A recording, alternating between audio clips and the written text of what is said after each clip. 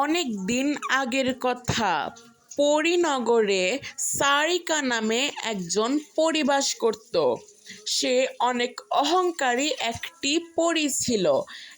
একদিন তার সাথে একটি গরিব পরীর দেখা হলো। এ কি, তুই এখানে কেন?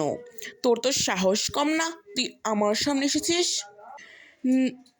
এক্ষুনি চলে যা। পরীটি মন খারাপ করে চলে গেল। বুঝি না, এখানে যে এরা কোথা থেকে আসে, এসব গরিবদের আমার একটু সহ্য হয় না, অসহ্যকর। এদের সাথে এরকম ব্যবহার করা উচিত। একদিন পরী ঘুরতে গেল। সে ভুল করে ঘুরতে ঘুরতে রাক্ষস নগরীতে চলে গেল।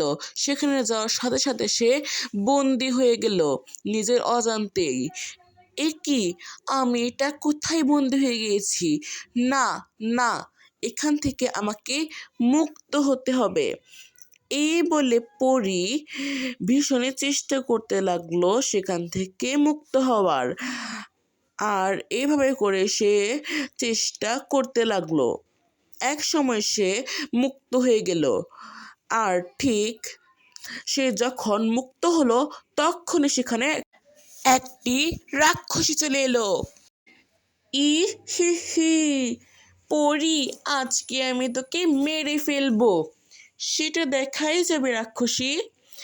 এক পর্যায়ে পরী রাক্ষসীর কাছে হেরে গিয়ে বন্দি হয়ে গেল। এবার তো এখানে থাক, তুই এখানেই বন্দি হয়ে থাক পরী। কয়েকদিন পর পূর্ণিমা। আমি সেই পূর্ণিমাতে তোকে মেরে তোর সমস্ত শক্তি নিয়ে নেব। হা হা হা হা হা হা হা হা। যে গরিব পরীকে সারিকা পরী অপমান করেছিল, সেই পরী সারিকা পরীকে দেখলো। এ কি, এ তো সারিকা পরী, এ কি করে বন্দি হলো? এক্ষুনি রানীপরীর কাছে যাব আমি। এ বলে সে রানীপরীর কাছে গেল। রানীপরী, সারিকা পরী বন্দি হয়েছে রাক্ষসীর হাতে। সে মনে হয় ভুল করে রাক্ষস লোকে চলে গিয়েছিল। এক্ষুনি আমার সাথে চলুন। এরপর রানীপরী রাক্ষস লোকে চলে গেল। আর এরপর সেই গরিব পরীও যে সারিকা পরীকে মুক্ত করলো। সারিকা পরী, তুমি ঠিক আছো? হ্যাঁ।